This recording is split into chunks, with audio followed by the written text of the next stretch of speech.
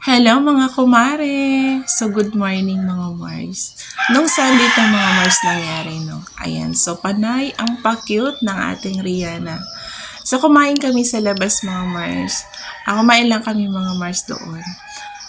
So dahil si Rihanna ay mahilig talaga tong magyaya kapag dumating yung papa niya ng maaga. So magyayaya yan.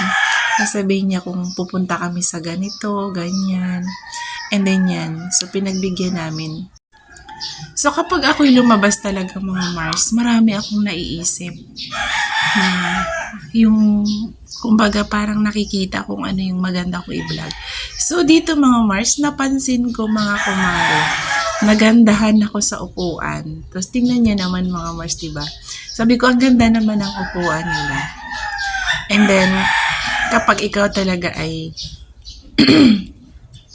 lalabas, so marami kang mapapansin, marami kang makikita. So lalo na sa amin mga Mars kapag nagko-content ka, so dapat alerto yung mata mo na pwede mong i-content, di ba? So gagawa ka ng content din naman mga Mars, yung maayos lang din. Wag yung kung ano-ano lang.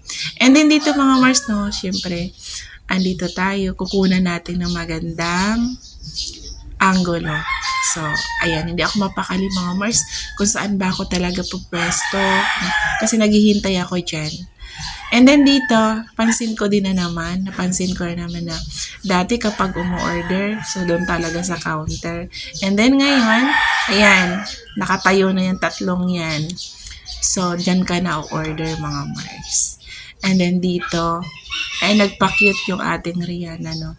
So, si Rihanna mga Mars, kapag nilabas mo lang yan, makikita mo yung kasiyahan niya. No? Ganun naman ang mga bata eh. So, follow for more.